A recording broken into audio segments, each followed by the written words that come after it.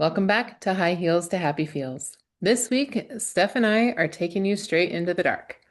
Not in a scary way, but in the way witches, mystics, and seekers have honored for centuries.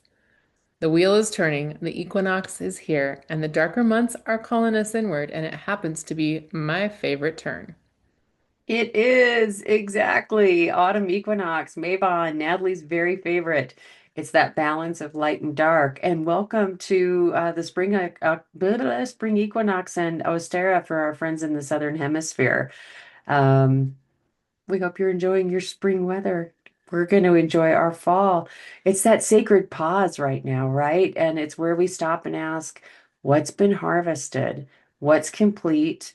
And what do we need to release as we prepare, as we go into Samhain and All Hallows Eve and give back to the shadows? Because this season isn't just symbolic, you really feel it in your bones. For real, the turning of the wheel can be super sacred, and it is for me. And maybe not everybody listening is going to feel the same way. But Mabon isn't just a cozy fall and pumpkin spice aesthetic, although I do love those portions of it. Me too.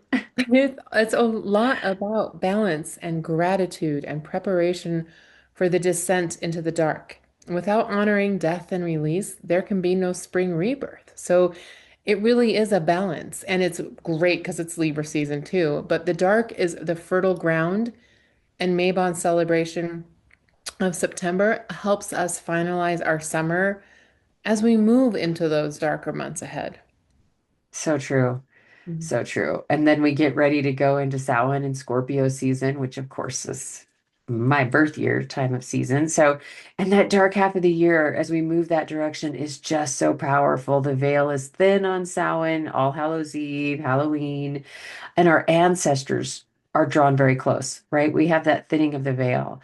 Divination is sharper. Our dreams become truly messengers for us. And this is a season to bow and to respect, um, to honor our shadows as teachers and the ancestors as teachers and not fear them because darkness isn't absence, it's presence. And we have that present all around us this time of year.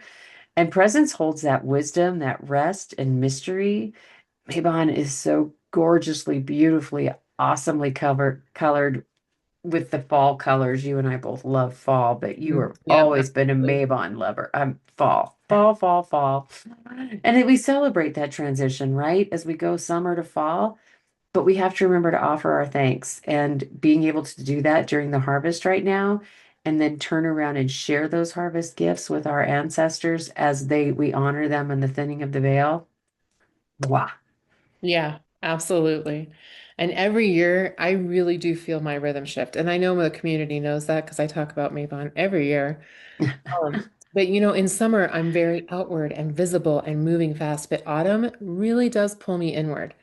And I've learned to honor that instead of resisting it. So over, all of those years, and I've talked about this in the community, um, where you find your energy, you find your pulse, you find where you are on the wheel, and really being soul led, not forcing myself into an endless summer, but aligning with my cycle and where I actually sit. Agreed. And I notice it in the shadows too. So the Mhm. old patterns, old emotions, they so rise up in the dark. And so as we're transitioning and we go from, especially like for where I am in Northwest Montana, I have light until late in the summertime. So shadows, now we're really starting to see that take hold. And at first it's uncomfortable because it's cooler. It's, the crisp is nice, the colors are nice, but the dull and the dark and those kind of things getting wrapped back around that in the shadows. But when you actually just sit with it, the clarity that comes through, it's why it's shadow work, right? I mean, it's that same reference. You're digging into something deeper because the dark has a way of being honest that the light can never provide. You're so honest with yourself when you're in the dark. I think that is such a great point because without the dark, there is no light, Right. and without the light, there is no dark. So Exactly. It's the yin and yang. You got to have one to have the other. It's the light and the dark, the warmth and the cold, the water and the fire, and it's just so cool. Love it. It is. It is. And I love that balance. Spring and fall are definitely my favorite. Mabon is definitely my favorite though. But it just reminds me, like one fall, I felt so buried under all of my responsibilities. And this is when we started talking about doing our 21-day journey for our community. Um, because I had been doing it for a few years. And like the work, the kids, the clients, just everything. And so I came up with this little ritual. And for those of you who like tarot, this might sound familiar, but like a 10 of wands burn. And I did it as a ritual. And I do that on a kind of a yearly basis now. And I write every burden on scraps of paper, on parchment paper, because I love the way parchment burns. And I toss them into a cauldron with sage and cinnamon, and I set them aflame. And I watch that smoke rise, and it feels like my soul was finally exhaling. And that ritual really does still clear me every year. It makes me pause. And I think that's the great thing about Mabon. It's like a time where you feel everything slowing down because you feel things getting colder. And it's like, take a pause, take a breath. It's a little crisper. Slow down and see what you need to maybe put down before we go into the dark months. Yeah, because it's all about grabbing that big neck sweater and your boots and your fuzzy slippers and the cider, which we have a great recipe for, so we'll get into that. But And the lined witch honestly, hat as oh, opposed to the thin. of course, right? And you get the thick robes out and yeah, all the good stuff. I mean, it's got to get out all the fixings. So, and all the colors, the deep reds and burgundies and orange and yellow are never going to look good on me, but God, the colors are beautiful to look at on the leaves. Oof. Oh, for real. Yeah. I got to say my story though. I have a story and it's a little sassier and it's actually a little more Samhain based. So I debated on saving it, but I kind of like it. Um, long ago, long ago, stuck in a half aid relationship, going nowhere. Didn't matter what I did to hint, do anything. Of course, not getting the clue about, I was trying, you're young, you're trying to get somebody else to end it first. Lame, but you don't want to do it and it sucks. So would Right. they? No. So Samhain, pomegranate, right? Samhain being October 31st, wrote his name and I buried it under a pomegranate, which is a really cool underworld fruit and it's a beautiful fruit. And ironically, it was one that this person absolutely loves. He loved him. I happen to love pomegranate myself. That's like my favorite fruit too. And I like pomegranate if somebody also got the thing for me. They are a pain in It's a the lot of work. It is a lot of but work. for very few rewards. I mean, that's harvest at its finest, folks, right there, because you are begging for that thing by the time you finally get all the little seeds out. But Right. anyway, They do sell seeds in the store. ugh, Just saying. yeah. All right, Well, sorry. that's never Anyway, how it seemed to so you put his go. name on the underworld fruit, which I Through love. it.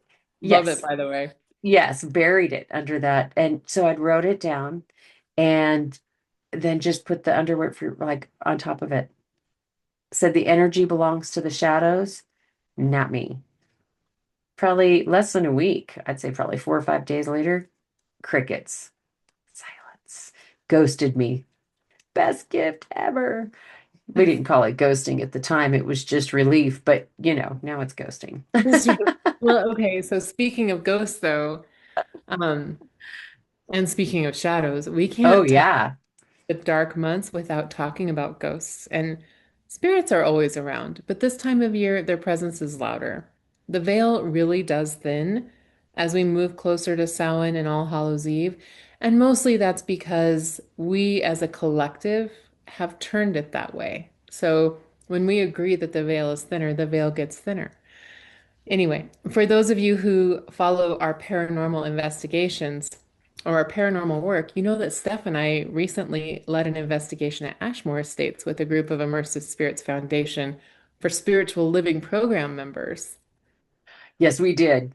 And oh my God, that was the perfect way um to start our fall, right? Because it was over Labor Day or right, yeah, it was right after Labor Day weekend.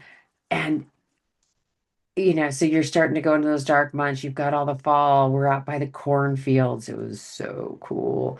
But it's a perfect example about that dark the dark isn't just all about endings, right? And it's about what lingers around because the history of those walls was so heavy in some places, other places, not so much. But it was so deeply human to all of us as well. And we drew some really intense emotion. Each one of us did.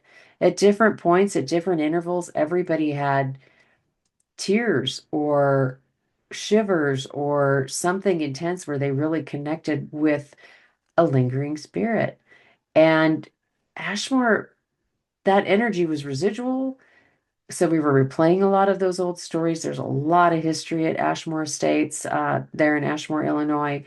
And but there was a lot of intelligence too, directing, acting directly with us, playing with the lights and doing different things that, hearing things on the walls and so on. And we have so much time, so much to dig into there. But it was a great reminder that when the veil is this thin, we're never very far. And what I love is that we have all this video and audio that we still need to work through over the next few weeks. I am so hoping that those nice thin veils work in our favor and just really show us everything that we didn't see with our human eyes because it was so cool.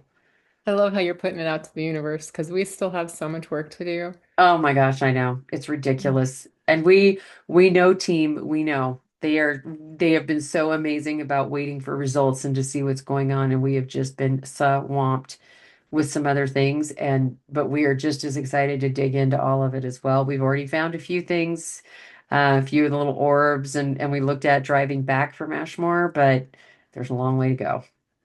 Yeah, there really is. But the team was so incredible. Like Oh you and yeah. I have always done individual or done it with, our family as support, as our support staff. Right. And they love it. Yeah. And that always works really good. But going with, five of us psychics hanging out in this building and everybody just being on a different wavelength, but being who they were really was an intense experience. And they were so brilliant. I can't wait to do investigations in the future with them, just, as team members as we work through, what the next thing is going to be. And Absolutely. I'll be real, the ghosts taught us just as much about ourselves as they did about the afterlife. And that's the hidden gift of working with the dark, whether it's spirit communication or shadow work, or the dark shows us truths that we just can't ignore. And having that team really highlighted a lot of things that I don't pay attention to maybe, or I It was hadn't before because we it didn't was have fresh the tool. eyes, Yes. right? Yes. Fresh eyes. And I loved having fresh eyes and new eyes to this. So not new to psychic, not new to metaphysical, but new to paranormal investigations and the level of things that you set up and you go through and how boring some of it is, right? Because Oh, for real. it's a lot of gear and a lot of setup and a lot of lugging around, a lot of sitting and talking and waiting and not seeing a lot. But then there's those moments. But it was so fun. And I look forward to having them. You and I need to talk about when we're going to put them on for the podcast and talk more about Ashmore, but we'll have to do that after we've gone through the videos. Yeah. Yeah. Um, but it'll be really fun to get their take on what they thought of all that as well. But you just can't ignore the connection with the other side. You can't ignore the connection we had with that field, the timing of the fall. We were there for a full moon. So we were right under that full moon, sitting by these gorgeous, rich cornfields that, if you've seen Children of the Corn, brought a whole different sense of feeling to the place, which, for some were like, don't love corn. And it's amazing how it's changed even one perspective a little bit to be comfortable sitting out near corn. So, yeah, it was very cool. I'm looking forward to doing it again. It was But an I amazing digress. Yeah. adventure. Yeah. We need to win a lotto so we can just do that full time. Yeah. Yes. Just cruise around and help everybody do paranormal adventures and clear spirits, right? Talk with them as they're here in that thinning of the veil and those thin veils and have those conversations. That'd be cool. It would be. It would be. All right, so we got to move on. We're never going to get this done. So I grabbed a recipe for this week that we use during this time. So this is, for those folks who like to create their recipes with maybe a little magic in them. It is a recipe that works beautifully for the season. It's Mabon Spiced Cider. So you're gonna want 4 cups of apple cider, 1 sliced orange, 3 cinnamon sticks, 4 cloves, and maybe a thumb of ginger. So just a little slice. And then optional, you can have that splash of pomegranate juice for that underworld symbolism that we were talking about. Pomegranate's awesome. You can use it Yum, lots. yum. But Yeah, you simmer that low and slow, and then you stir it clockwise while naming what you're ready to release. And then you sip it with intention of clarity and warmth. And it really is just magic in a mug. it is. I love it. And it's why I mentioned cider earlier. I was like, wait, but I know we have that listed. I love I love cider in Yeah, the our winter Mabon time. cider, the Mm, bomb. yum, yum, yummy. But if you're not a kitchen witch, it's just awesome. Just drink it and let it remind you that all ritual can be as simple as intention and paying attention while you're stirring. Just enjoy the movement of stirring. Everybody that cooks is a kitchen witch. And you just are Absolutely. taking advantage of the ritual of that moment of turning. And sometimes sometimes things will tell you to turn counterclockwise. This time we're saying clockwise, right? And release and let it go. I love it. It's so tasty. I was It just is. thinking about that. I'm like, we don't have any made. I know, and yeah, it's on my list for the Mm-hmm. weekend. Mm-hmm. All right, so ideas if you want to lean into the season this week, try a couple of these. So you can have a seasonal altar, and this does not mean you have to be a witch. An altar is just a space in which you dedicate to the energy of the season, the energy of the day, however you want to look at it. An altar is just a space that you are decorating. It's your But feng shui for the room, right? You're right. just setting people decorate with Easter eggs and Christmas and all of this. Those are altars. Well, and every time I talk with my maybe non-secular friends, they always give me that twinge of like, what?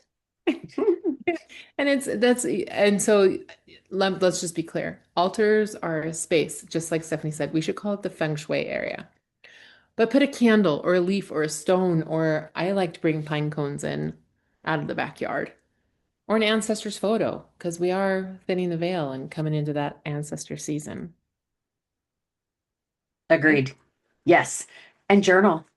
Oh, yeah. Um, lots of journaling. This is a great time for it because, again, it's blanket and boot season and sweaters, right? So you can sit in your cozy spot and you grab your favorite journal and you're writing down what is the darkness? What are these quiet moments? What are these times of reflection? And when I'm not out in the light and feeling like I have to run, run, run like a weird Aries sign. And I love Aries, don't get me wrong, but it's a lot of fire and a lot of action.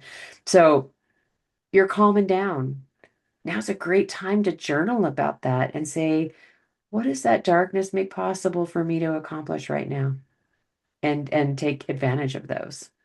That's a brilliant prompt. And while you're journaling, make that cider recipe and turn it into a Yummy! soul-led ritual because every time you spin magic, every time you're making something, every time you're creating, you're saying something, you are creating magic. And that cider is really good with journaling. It's so true. And you can make your own version of that recipe.